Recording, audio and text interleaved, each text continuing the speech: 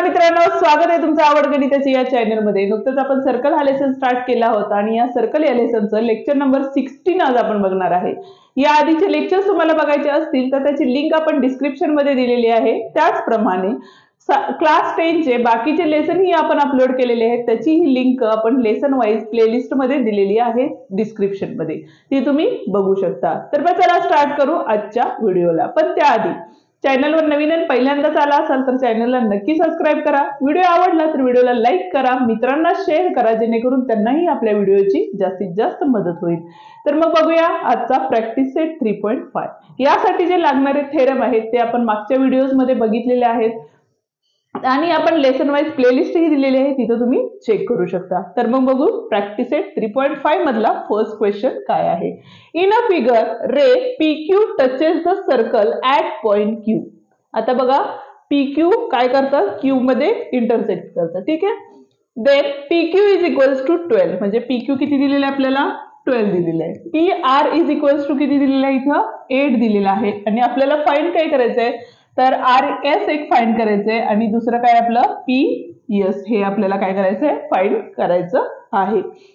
आता इथं बघा तर PQ ही काय आहे बघा, रे PQ ही काय आहे आपली टँजंट। तर बघा आता लेट PQ ही काय आहे आपली टँजंट आहे, म्हणजेच काय ना रे PQ is a tangent touches the circle at point Q and आता बघा इथं PRS हे जे आहे म्हणजेच काय बघा, PRS इज अ सिकेंट, ठीक आहे। तर आता इथं या ठिकाणी बघा ज्या वेळेला एक टँजंट आणि एक सेकंड जर बाहेरच्या पॉइंट मध्ये इंटरसेक्ट होत असतील त्यावेळेला आपला थेरम कुठला वापरतो आपण बघा, तर टँजंट सिकेंड सेगमेंट थेरम आपण या ठिकाणी वापरणार आहे। काय आहे तो बघा, तर टँजंटचा स्क्वेअर म्हणजेच काय असणार आहे PQ चा स्क्वेअर हा काय असणार आहे तर PR इंटू PS इतका असतो। रिझन काय आहे, टँजंट सिकेंड सेगमेंट थेरम, ठीक आहे। तर यामध्ये बघा PQ ची व्हॅल्यू आपल्याला किती दिली होती 12, म्हणजे इथे येणार आहे आपला 12 चा square is equals to PR किती दिलेले आहे बघा 8 दिलेले आहे आणि जे PS आहे ते आपल्याला काय करायचंय फर्स्ट फाइंड करायचंय। आता या ठिकाणी 12 into 10 आणि हा 8 इथे डिवाइड मध्ये गेला तरी चालेल किंवा 12 चा स्क्वेअर 144 करून 8 ने डिवाइड केला तरीही चालेल, दोन्हीपैकी कुठलाही मेथड तुम्ही यूज करू शकता। आता सिंपल मेथडनी करायचं झालं तर इथे 12 into 12 अपॉन 8 घेतले आणि इथे घेतले PS, ठीक आहे। आता बघा 12 आणि 8 कुठल्या टेबल मध्ये आहेत तर 4 च्या, म्हणजे काय झाले 4 2 चा आणि 4 3 चा। आता 2 च्या टेबल मध्ये 12 आहे बरोबर, इथं आपण आडवा भागाकार पद्धत वापरलेली आहे आणि ती कशी करायची याची लिंक आपण डिस्क्रिप्शन मध्ये दिलेली आहे, ती तुम्ही बघू शकता। इथं 2 च्या टेबल मध्ये 12 आहेत म्हणजे 12 6 जा किती होतात तर 2 6 जा 12 येतात, म्हणजे किती झाले बघा 6 3 जा 18, म्हणजे PS किती आलेला आहे आपला तर 18 आलेला आहे। आता आपल्याला काय फाइंड करायचं आहे, लेट वी फाइंड काय फाइंड करायचंय बघा, आता PS फाइंड केला, आता आपल्याला काय करायचंय तर SR। आता SR चं जर बघितलं तर टोटल लेंथ काय आहे आपली SP बरोबर, म्हणजेच काय झालं SP इज इक्वल्स टू काय असणार आहे बघा SR प्लस PR बरोबर।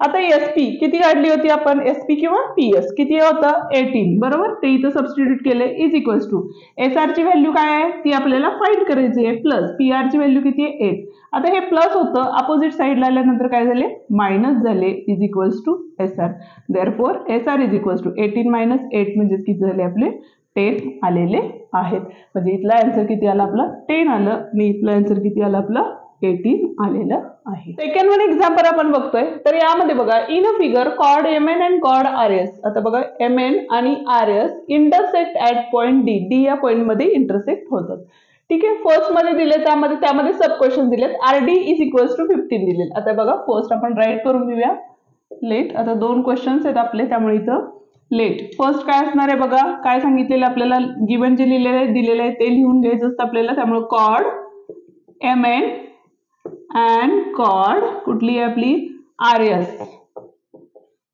इंटरसेक्ट ऍट पॉइंट D, ठीक आहे। आता लेट गिवन काय दिले बघा, RD इज इक्वल्स टू 15 दिलेले आहे, DS किती दिले आहे 4 दिलेले आहे, MD इज इक्वल्स टू किती दिलेले आहे आपल्याला 8 दिलेले आहे अँड टू फाइंड काय करायचं आहे आपल्याला तर DN करायचं आहे.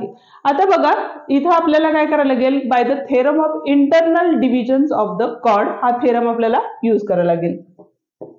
Bye the theorem of internal division of chord. तर आता काय सांगतो बघा, तर सेगमेंट कुठले segment, MD into DN, MD into DN is equals to काय असतो RD इंटू DS. हा आपला काय आहे थेरम आहे आणि हा थेरम कसा आहे प्रूफ केलाय ते आपण बघितलेलं आहे मागच्या व्हिडिओज मध्ये. आता इथे बघा MD दिलेलं आहे का आपल्याला, दिलेलं आहे किती आहे 8 आहे, DN किती आहे, DN फाइंड करायचं आहे आपल्याला त्यामुळे DN तसंच राहील इथं इज इक्वल्स टू RD किती आहे परत एकदा 15 आहे आणि DS किती आहे आपला 4 आहे. हा DN इथंच राहील आणि हा 8 मल्टिप्लाइडला होता, अपोजिट साईडला गेल्यानंतर डिवाइड मध्ये जाईल म्हणजे परत इथं आपल्याला आडवा भागाकार पद्धत करायची आहे. ती कशी करणार बघा, 4च्या पाड्यात 8 आहे पण 4 दोन्ही 8 झाले, पण 2 नी 15ला भाग जातात का, नाही जात, पण ते दशांशापूर्णांकाचा भागाकार कसा करायचा त्याची ही लिंक आपण डिस्क्रिप्शन मध्ये दिलेली आहे, ती तुम्ही बघू शकता. तर इथे बघा बेसाती 14 म्हणजे 2 7 जा 14, 1 राहिले, पॉईंट दिला 0 झाले, 2 5 जा 10 म्हणजेच DN किती आलेले आपले 7.5 हे काय असणार आहे ह्याचा आन्सर असणार आहे. आता आपल्याला दुसरा क्वेश्चन दिलाय त्यामध्ये बघा दुसऱ्या क्वेश्चन मध्ये काय दिलेलं आहे, हे फर्स्ट होतं हे सेकंड मध्ये काय दिलेलं आहे बघा, तर RS इज इक्वल्स टू 18 दिलेले आहे, MD इज इक्वल्स टू 9 दिलेले आहे, DN इज इक्वल्स टू 8 दिलेले आहेत. आता एक ऑब्झर्वेशन केलं तर आपल्याला बघा पूर्ण कॉर्डची लेंथ दिलेली आहे, जर आपल्याला सेगमेंटच्या लेंथ दिल्या असतात तर आपण त्यामध्ये सबस्टिट्यूशन करून मल्टिप्लिकेशन केली असती, पण यामध्ये आपल्याला दिले नसल्यामुळं आपण काय करणार आहे तर DS is equals to x किंवा RD is equals to x घेतली तरीही चालेल. आपल्याला DS फाइंड करायचं आहे म्हणून x घेणार आहे, पण इथं DS is equals to x, let DS is equals to x put. Therefore बघा आता इथं जर RS ची लेंथ घेतली आपण तर इथं काय होणार आहे आपलं तर RD प्लस DS असणार आहे, बरोबर आहे. पण RS किती आहे आपला तर 18 आहे, RS किती होता आपला 18 होता, बरोबर आहे, is equals to RD plus DS किती घेतलाय आपण x घेतलाय, म्हणजेच काय झाले बघा RD is equals to 18 minus x, ही काय झाली आपली RD ची व्हॅल्यू झाली, ही आपली DS ची व्हॅल्यू झाली. लेट बाय द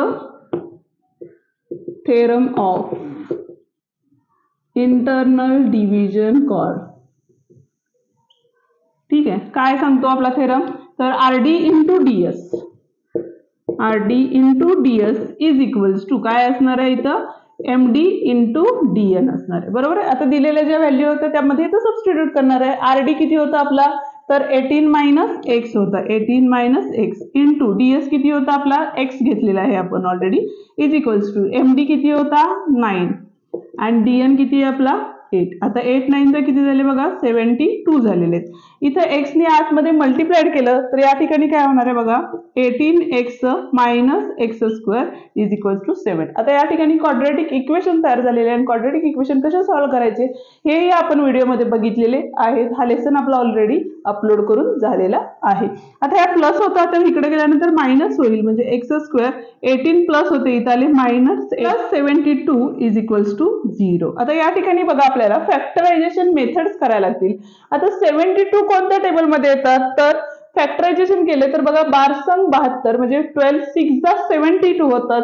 म्हणजे या ठिकाणी आपण काय घेऊ शकतो बघा x स्क्वेअर मायनस 18 आणायचे आपल्याला म्हणून इथे काय घेतले मायनस 12x मायनस किती आले 6x 12 6 जा 72 आणि हे प्लस 72 इज इक्वल्स टू 0. 2 चे ग्रुप्स केले यातला x बाहेर काढला आतमध्ये x मायनस 12 राहिले यातले मायनस 6 बाहेर काढले x मायनस किती आले 12 आले इज इक्वल्स टू 0. म्हणजेच x मायनस 12 और x minus 6 is equals to 0. Therefore x is equals to 12 और x is equals to 6 is the answer. Therefore काय फाइंड करायचं होतं आपल्याला DS करायचं होतं. DS म्हणजेच x होतं म्हणजेच किती आले 12 और DS इज इक्वल्स टू 6 म्हणजे DS च्या काय आलेल्या आहेत आपल्या 2 व्हॅल्यूज आलेल्या आहेत. क्वेश्चन नंबर 3 बघतोय. काय सांगितलेलं बघा, in a figure O is the centre of the circle and B is the point of a contact. Segment OE perpendicular to AD. OE ही काय आहे, एडी ला परपेंडिक्युलर आहे आणि टँजंटचा जो पॉइंट आहे कॉन्टॅक्ट आहे तो काय आहे, बी आहे आणि ओ सेंटर असलेला आपला सर्कल आहे. आता गिव्हन मध्ये काय दिलेलं आहे, AB इज इक्वल्स टू 12 दिलेलं आहे, म्हणजे इथून इथपर्यंतची लेंथ किती दिलेली आहे 12. AC is equals to 8. ठीक आहे. अँड फाइंड काय करायचंय, एडी फाइंड करायचंय, म्हणजे इथून इथपर्यंत आपल्याला काय करायचंय, डिस्टन्स फर्स्ट फाइंड करायचं आहे. त्यासाठी आपल्याला काय करावं लागेल बघा, लेट काय सांगितलेलं आहे या ठिकाणी आपल्याला, तर गिव्हन काय दिलेलं आहे, O is the centre of circle दिलेलं आहे, बरोबर आहे. त्या पद्धतीने काय सांगितलेलं आहे, तर AB is a tangent.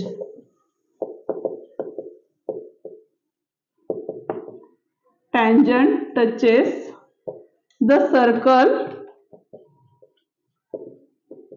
at point B. ठीक आहे. and AD ही काय आपली, तर सिकेंट आहे. AD is an secant. आता इथं काय बघा, बाय द थेरम ऑफ कुठला असणार आहे बघा, तर टँजंट सिकेंट सेगमेंट थेरम. काय असतो आपला टँजंट सिकेंट थेरम, तर AB चा स्क्वेअर म्हणजे काय येणार आहे बघा, AB square is equals to काय असणार आहे इथं, AD इंटू AC असणार आहे.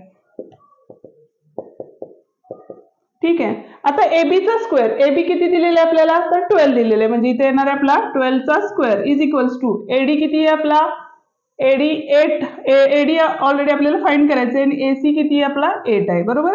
आता इथे 12 चा स्क्वेअर होता, म्हणजेच AD is equals to 12 into 12 घेतले आणि हा जो 8 होता तो इकडे आल्यानंतर काय झालंय, डिवाइड मध्ये गेलेले आहे. परत एकदा इथे आडवा भागाकार पद्धत आलेली आहे, म्हणजेच काय झाले बघा, 4 3 जा 4 2 जा 2 1 जा 2 6 जा, म्हणजे AD इज इक्वल्स टू किती आले, 6 3 जा 18 आलेले आहे.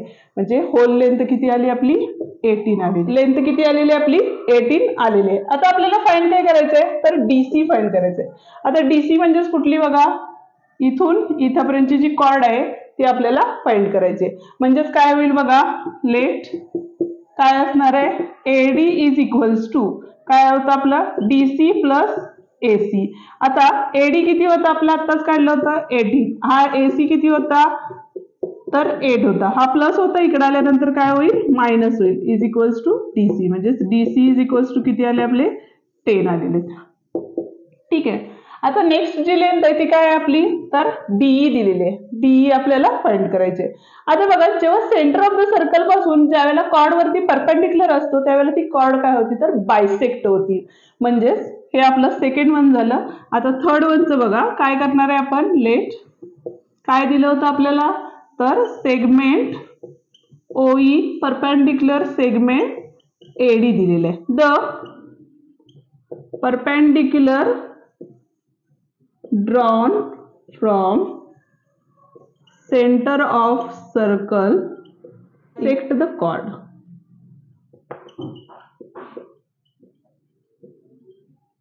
त्यामुळे आपल्याला काढायचं होतं काय, DE is equals to 1/2 into total chord काय होती आपली, तर DC होती. म्हणजे 1/2 इंटू DC आत्ताच आपण फाइंड केलं जे होतं 10.